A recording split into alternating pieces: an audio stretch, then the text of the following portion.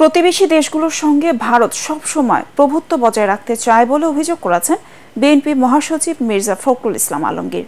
তিনি বলেন, নিজেদের স্বার্থেই ভারতকে প্রতিবেশীদের সাথে সম্পর্ক উন্নয়ন করতে হবে। জাতীয়তাবাদী মহিলা দলের প্রতিষ্ঠা বার্ষিকী উপলক্ষে সাবেক রাষ্ট্রপতি জিয়াউর রহমানের সমাধিতে শ্রদ্ধা জানানোর পর তিনি এসব কথা বলেন। কামরুজ্জামান রাজীবের রিপোর্ট।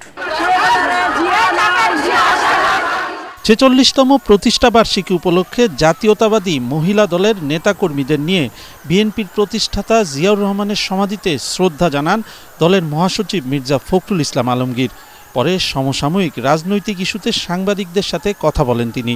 এ সময় ভারতের প্রতিরক্ষা মন্ত্রীর বক্তব্যের প্রতিক্রিয়া জানাতে গিয়ে মির্জা ফখরুল বলেন, ভারত সবসময় তার প্রতিবেশী দেশগুলোর উপর প্রভাব বিস্তারের রাজনীতি করতে চায়। শুধু বাংলাদেশ নয়, পার্শ্ববর্তী দেশগুলোর সঙ্গেও ভারতের সম্পর্ক খুব ভালো যাচ্ছে না। এটা অন্যতম প্রধান কারণ আমার কাছে যেটা মনে হয়, ভারত সবসময় একটা প্রভুত্ব একটা রাজনীতি করা এই দেশগুলোর সঙ্গে পার্শ্ববর্তী দেশগুলোর সঙ্গে করেছে, যেটা ভারতের জন্য শুভ বয়ে আনবে না, পার্শ্ববর্তী দেশগুলোর জন্য শুভ বয়ে আনবে। সুতরাং পারস্পরিক সম্মানের ভিত্তিতে, মর্যাদার ভিত্তিতে, পারস্পরিক স্বার্থের ভিত্তিতে এই সম্পর্কে গড়ে তোলা উচিত বলে মনে করি। বিএনপি মহাসচিব বলেন, অনেক ত্যাগের বিনিময়ে অর্জিত স্বাধীনতা সুসংহত করতে গণতন্ত্র ও আইনের শাসন প্রতিষ্ঠা করতে হবে।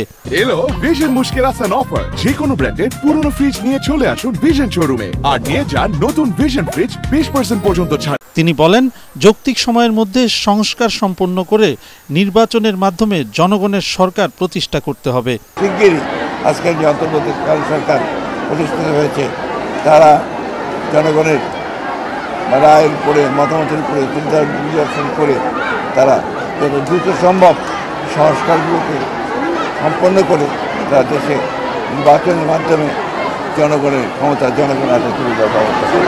সংস্কারের রোডম্যাপ দ্রুত জনগণের সামনে তুলে ধরতে অন্তর্বর্তীকালীন সরকারের প্রতি আহ্বান জানান বিএনপি মহাসচিব। পারস্পরিক স্বার্থের ভিত্তিতে। কামরুজ্জামান রাজীব, এটিএন বাংলা, ঢাকা।